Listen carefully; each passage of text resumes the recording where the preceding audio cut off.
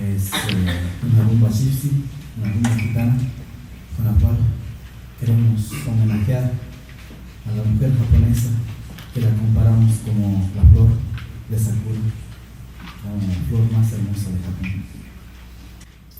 次の曲は、ルンバ桜。どうしてルンバ桜？桜は日本で一番大事な花ですね。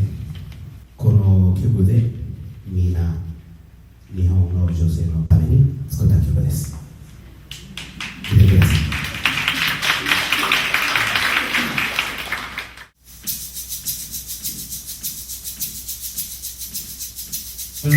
い。